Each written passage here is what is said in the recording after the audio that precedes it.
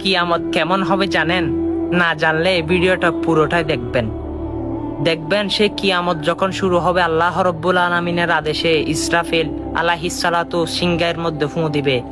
তখন আসমান জমিন ভূমি করতে থাকবে। সেদিন সবাই করবে ইয়া নফসি ছুটতে থাকবে, কোনো আশ্রয়ের স্থান কোথাও হবে না। সেদিন শুধু তাই না, অবশ্য সূর্যগুলো মাথার উপরে চলে আসবে, জমিনটা তামা হয়ে যাবে। সেই জমিনের তামায় সূর্যের তাপে তাদের মগজগুলো টকবক করে জ্বলতে থাকবে। আল্লাহু আকবার। সে কঠিন দিনে শুধু তাই না, 70,000 লসি দিয়ে জাহান্নামকে টেনে আনা হবে। 70,000 লসির মধ্যে একটা লসির মধ্যে 70,000 ফেরেশতা থাকবে। দেখেন সেই জাহান্নামের ভয়ানক আযাব। মুক্তির জন্য সবাই চেষ্টা করবে, কিন্তু মুক্তি কারো জন্য মিলবে না। কঠিন আযাব, উলঙ্গ অবস্থায় দানের চুবার মতো আপনি উড়ে জাহান্নামের মধ্যে পড়বেন।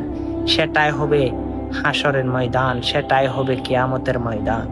সেই কিয়ামতের আসবাবপত্র জোগাড় করুন, সে নবীর গুণগীতি গান, সে নবীর পক্ষে থাকুন, আল্লাহর নাস নিয়ামতকে আল্লাহর শুকরিয়া আদায় করুন। শুধু তাই না, সে আল্লাহর কথা স্মরণ করুন, 5 ওয়াক্ত নামাজ পড়ুন, আপনার হক ঠিক রাখুন, মানুষের হক মারা থেকে বিরত থাকুন।